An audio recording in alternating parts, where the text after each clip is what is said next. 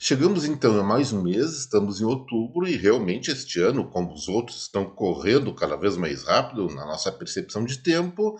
Gente, hoje é segunda-feira, dia do quadro que vem por aí, e sobre especificamente esse dia, alguns assuntos importantes a tratar.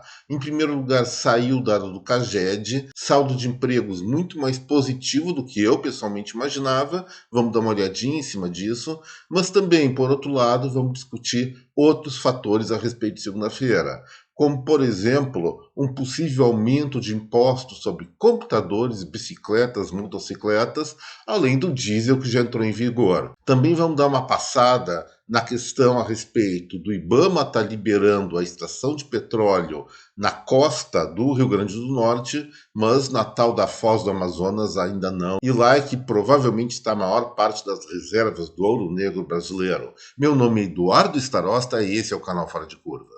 Bom, gente, hoje eu vou tentar ser o mais rápido possível, porque tem muito assunto. Então, qualquer coisa depois nas explicações, nos comentários, vocês pedem detalhes maiores sobre cada assunto, eu vou estar à disposição de cada um para responder o que eu souber, evidentemente. Começando então pela questão do emprego brasileiro. O CAGED deveria ter liberado esse dado na quinta-feira, liberou só hoje, relativo ao saldo de empregos do mês de agosto. Como nós havíamos previsto aqui, normalmente de julho em relação a agosto, dá um salto de empregabilidade por dois fatores principais. O primeiro é que julho é o mês de férias no Brasil, férias escolares pelo menos, e quando entra agosto, vários postos de trabalho, especialmente temporários, acabam sendo criados para fazer frente ao retorno das férias escolares. Mas também tem o seguinte: agosto começa o fluxo produtivo com relação às festas de final de ano. Então, indústrias e segmentos prestadores de serviços às indústrias realmente dão uma alavancada no emprego. E o que aconteceu? Nós tínhamos um saldo de 142.702 postos de trabalho positivos, então, em julho. Esse número pulou para 220.844 em agosto. É um resultado positivo, claro que é fora do esperado, parcialmente fora do esperado. Eu esperava uma reação menor do emprego brasileiro em agosto, em função de outros dados que vão complementar essa informação, como geração de impostos, como a questão da própria produção da indústria e as vendas do comércio varejista dos meses anteriores. Então, o dado está aí, é um dado oficial da CAGED, Ministério do Trabalho. Temos que acreditar neles, correto? Mas eu tenho cá minhas dúvidas dessa grande intensidade de retomada de julho para agosto. Mesmo assim, se nós compararmos agosto agora de 2023 frente a agosto de 2022, isso aí está expresso nas barras amareladas do gráfico que estou mostrando para vocês, há uma queda do saldo positivo de 20,6%, o que é muita coisa. Isso aí mostra também que a economia no ano passado estava bem mais alavancada que nesse ano. Mas outras informações importantes devem ser divulgadas no decorrer desse mês a respeito de agosto. A gente sempre olha essa questão com espelho retrovisor, porque os institutos demoram algum tempo para processar as informações e, com a liberação dessas informações complementares, vamos dizer assim, nós vamos poder fazer uma análise melhor sobre o que aconteceu agora em referência ao mês retrasado. Vamos para o próximo assunto, gente. Olha só, no âmbito da reforma tributária que foi aprovada pela Câmara dos Deputados, quase de acordo com a proposição do governo federal, existia um termo chamado imposto do pecado. Para que serve esse imposto? Para penalizar aquelas pessoas que vão consumir coisas não muito recomendáveis, como cigarro, eventualmente bebidas alcoólicas e outros produtos que, segundo médicos, segundo o senso comum, fazem mal para a saúde. Negócio é o seguinte, gente. Esse conceito de imposto do pecado está sendo ampliado numa discussão lá não muito republicana, apesar de estarmos numa república, entre o governo federal, o poder executivo e o poder legislativo. Ambos ávidos por cada vez arrecadar mais. O que eles estão propondo agora? Um aumento, uma sobretaxa a produtos que seriam completamente dispensáveis, acredito que na cabeça deles, como bicicletas, motocicletas, televisões, computadores. Poxa, vamos considerar isso imposto do pecado, porque tem que inibir o consumo, é um erro crasso, evidentemente. Na satisfação ao público em relação a isso, eles estão argumentando, não, o que a gente está fazendo é apenas proteger a Zona Franca de Manaus, que produz esses produtos, com imposto zero. Poxa, a Zona Franca já tem imposto zero. Agora, fazer uma super proteção para iniciativas de pequenas e médias empresas, ou até maiores, que produzem computadores, televisão não é o caso, mas bicicletas sim, e eventualmente até inovadores na área de motocicletas, isso realmente é um absurdo. Isso é um protecionismo ou, melhor falando, uma fúria fiscal. É novamente colocando paz e mais paz de cal, banhos de água fria sucessivos no empreendedorismo brasileiro. Isso aí, se consolidado, vai acabar muito mal numa brutal diminuição da atividade econômica em setores importantíssimos para o desenvolvimento da indústria nacional, que já está muito capenga pelos seus próprios erros, mas também pelos equívocos de políticas públicas que já vêm há muitas e muitas décadas e parece que não é agora que vai ser arrumado. E por falar em tributação, vamos comemorar porque nós tivemos mais uma alta tributária. Dessa vez recaiu sobre um produto também que deveria, talvez, segundo essa ótica, entrar no imposto do pecado, chamado óleo diesel. O negócio é o seguinte, em qualquer bomba, em média, hoje, quem abastecer com diesel vai pagar pelo menos 2 centavos a mais do que pagava antes. Por quê? Mais um aumento de COFINS sobre esse produto. Lembrando que o preço do petróleo no mercado internacional está subindo, há uma pressão altista nesse setor, especialmente diesel, gente, é estratégico, é uma fonte energética fundamental para dar eficiência à logística, a toda a logística brasileira que funciona ainda dentro de rodovias e caminhões. Aumento de diesel nesse sentido, ainda mais por alta tributária, é um absurdo, ainda mais para inibir a economia brasileira que já está devagar quase parando e eventualmente nos próximos dias, semanas ou até meses nós vamos ter indicadores bem mais contundentes a respeito disso. É a fome fiscal do Executivo Federal que não se sacia. E sempre quando há uma alta de impostos, lembrando, isso aí não dá para esquecer, sempre quando sobe algum tipo de imposto, mesmo que você não consuma diesel, você vai pagar o efeito direto ou indiretamente por essa alta de carga fiscal, porque o seu alimento que vem de caminhão de outro lugar do país, ou o próprio fato de você pegar uma condução, um ônibus, por exemplo, vai impactar sim no seu custo de vida em função desses acréscimos tributários, porque logo esse aumento de custos é repassado ao preço, por menor que ele seja. E agora uma boa notícia. O IBAMA aparentemente ficou um pouquinho mais flexível e liberou a exploração em águas profundas, exploração de petróleo, na bacia Potiguar, lá no Rio Grande do Norte. Isso aí, 10 anos depois das primeiras descobertas na região. Então vai começar a prospecção, enfim. É uma bacia com algum potencial de geração de mais reservas, de mais produção de petróleo para o Brasil, mas a gente não pode esquecer o seguinte, gente.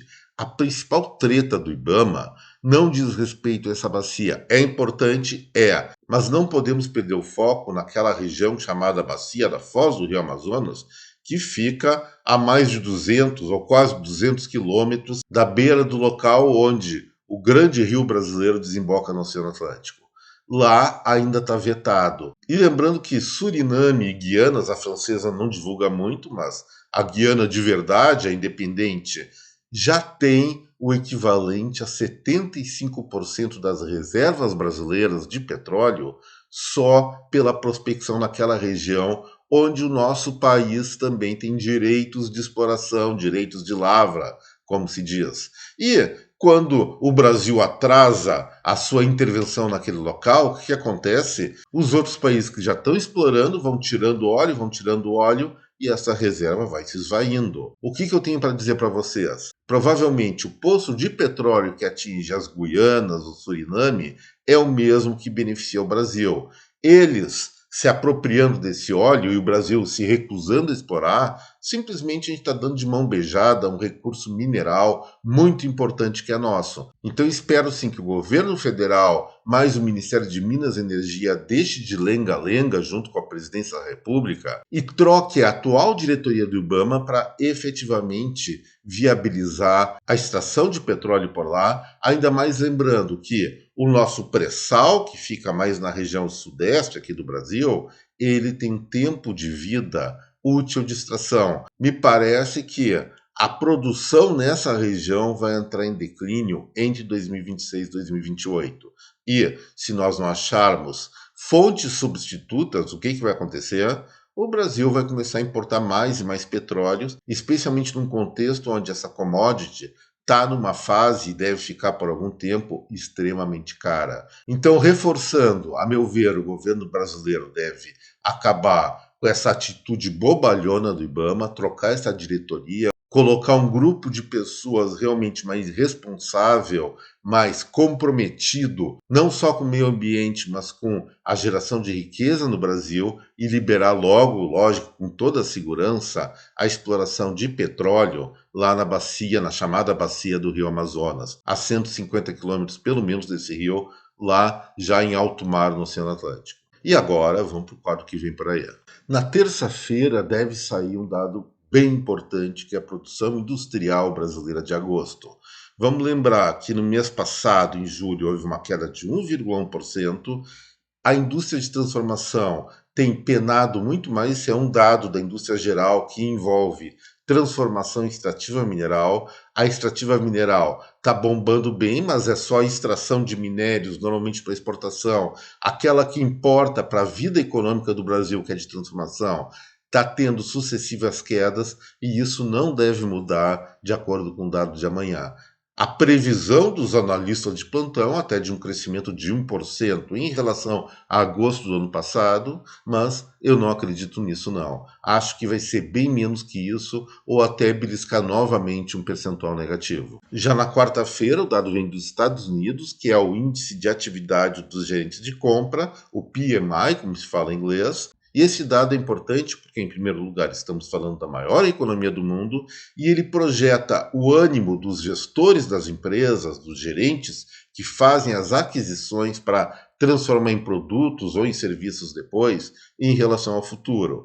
Esse indicador de 50 para cima é uma expectativa positiva e de 50 para baixo é negativa.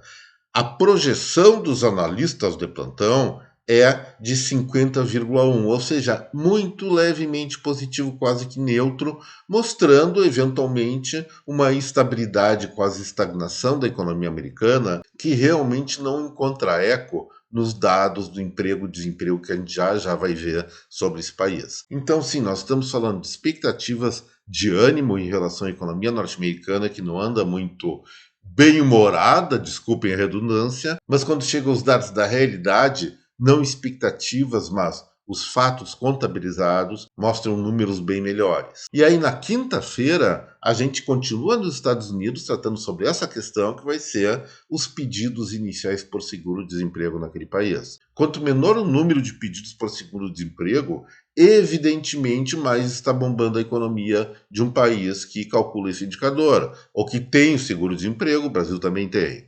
No caso dos norte-americanos, na semana passada foi de 204 mil pedidos. Isso é muito, mas muito baixo. Para vocês terem uma ideia, lá em agosto o número estava em 248 mil. Então, está sensivelmente menor do que há 2 meses atrás. A previsão dos analistas de lá é que nessa semana, nessa primeira semana de outubro, se mantém esse patamar de 204 mil, o que mostra vitalidade no setor de emprego da economia norte-americana. E quando um país economicamente começa a fraquejar, um dos primeiros sinais é a queda do emprego e aumento exatamente de benefícios sociais para os novos desempregados. Isso não acontecendo, significa que as coisas, por enquanto, estão indo em termos razoáveis, pelo menos. E, finalmente, encerrando o Fora de Curva de hoje, vamos ver o que nos espera na sexta-feira em termos de dados. Mas antes disso, é claro, não esqueça do seu like, do compartilhamento desse vídeo com a sua rede de contatos. E para aqueles que estão assistindo Fora de Curva pela primeira vez, fica aqui meu convite a se inscreverem no canal, assinarem o tal do sininho das notificações para receberem as atualizações, os novos vídeos do canal, assim que eles forem publicados no YouTube. Mas então, na sexta-feira vai ser divulgado pela Fundação Getúlio Vargas o Índice Geral de Preços Disponibilidade Interna, que mede a inflação total referente ao mês de setembro. É o primeiro indicador fechado para o mês passado. E a expectativa que está se projetando é de uma pequena alta, em torno de 0,15%, 0,10%. Eu acredito que seja sensivelmente maior. Vai ser o segundo mês que o Brasil sai de uma deflação desse indicador, lembrando que ele é dividido em 3 itens. O índice de preço por atacado, que foi bastante deprimido nos últimos meses por conta da queda do preço dos alimentos, especialmente commodities agrícolas do Brasil e minerais também. O índice de preço ao consumidor, que corresponde a 30% do total do IGP, que deve ter um repique, deve ter uma aceleração inflacionária, e o índice nacional de construção civil, que é 10% do indicador. E na composição de todas essas medidas, sim, a inflação IGPDI deve ficar pelo menos em 0,2%, com maior intensidade nos preços ao consumidor, na minha opinião, e menor intensidade nos preços por atacado. Gente, por hoje era isso, espero que vocês tenham gostado desse vídeo, e se gostaram, vou repetir novamente. Não esqueçam do like, do compartilhamento dessa película com a sua rede de contatos, e aos novos, de novo meu convite, inscrevam-se no canal, que vocês vão achar que vale a pena, não vão se arrepender. Um abraço a todo mundo, uma excelente semana, muito produtiva, muito lucrativa, muito feliz e divertida. Até mais, gente, um abraço, tchau.